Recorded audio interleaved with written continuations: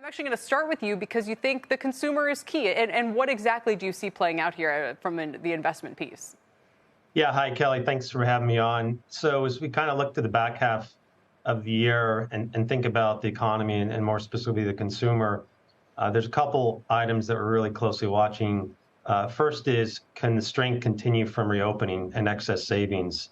And in that regard, we think it's been about as good as they can get. People are out spending money. Planes are packed. Hotels and cruise lines are packed as well. And those stocks are up significantly.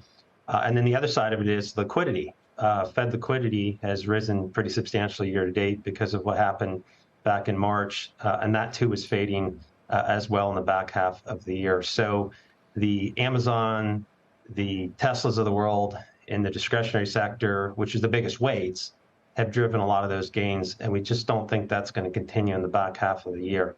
Well, I will say you were booked before the market opened today, and it is playing. I mean, Carnival's down 11%. You know, Nvidia's down, Tesla's lower. Why did it take this long for liquidity to change, though? I would have thought we'd have liquidity being a headwind back in January. Yeah, we did. We've been bearish for the last 18 months. In full disclosure, we had a great call last year. This year, we're getting roughed up a little bit. But what no one anticipated was the events in March, and that added liquidity into the system. And liquidity is really chasing, as we all know, a handful of stocks, and two of those of which are in the discretionary sector. At the same time, there's a huge reopening trade. People are out doing stuff, and we see all that. And just it feels like, when results and expectations just get so high, particularly as it relates to some areas of discretionary, particularly hotels and cruise lines, they're just subject for disappointment, when things just don't look as good as people might have expected. Quickly, so that I can set up Brian, Chris, what happens with bond yields in your scenario for the back half? Yeah, so, in the back half of the year, we think that there's, the yield curve is most of where it's been in quite some time. I think it's sending a very strong signal. We're going to have a recession later this year.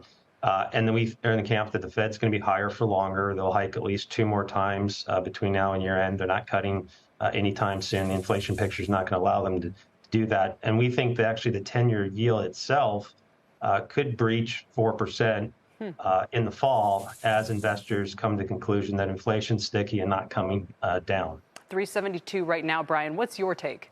Yeah, I think there's some reason to believe that the 10-year note can push higher despite the coming recession, despite the headwinds. It's really interesting because I think if you listen to what we just heard, some stocks correcting, consumers running out of money, you think it's a big rally. Right, you'd think yields would be dropping. You think they'd be dropping. But we tested that a little bit during the banking mini crisis. Didn't really happen. And I think it's inflation that's sticky. I think it's just one of those things where the Fed, if they don't hike rates enough to control inflation premium should go up. And if growth doesn't fall as quickly as it looks like it should, then rates should go up. And I also think when you look at the stocks that have rallied, a lot of them are interest rate sensitive. And when the curve is as inverted as it is, the long forward rates, right, the 10-year rate in 1, 2, 3, 4, 5 years time actually has been hovering in that mid-3s range. Right. It's just not quite high enough to get investors in there. So even though it seems counterintuitive, I am worried we get 10-year notes back up into the 4 handle range. Can I tell you what I don't understand on this whole higher for longer? And why is it that longer-term 5-year, 10-year inflation break-evens remain completely normal, completely calm? Nobody in the market seems to think in that time horizon we're going to have anything higher than about 2.25%. It's a great question. I wonder the same thing. When I look at the chart of long-term inflation rates, they've been incredibly stable, right? Despite the fact that we all question it every day. And so we had that, into last year, we had I think the real inflation scare. And ever since then, the market is totally convinced that the Fed can control inflation. I'm not saying they cannot, but I too think there should be some premium in there, some risk premium. And we're going to test it, right? By the Fed pausing, trying to do a hawkish pause.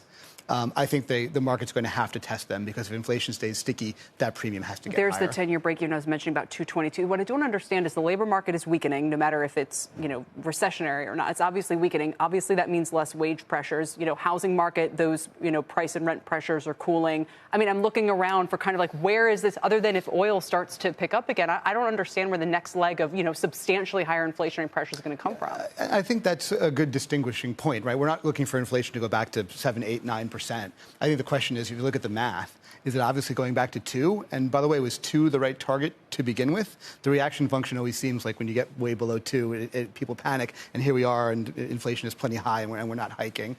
So I agree. I don't think we need inflation premium to be saying, what if they've lost control of this thing? I think it's much more 2. I don't see it for a while, especially, by the way, if inflation is sticky. Again, not super high, but sticky at 3 or 4. And growth is cooling. Can they ease with inflation at hanging out at 3, 3.5? That should make premiums larger. So I think you can play both sides of it.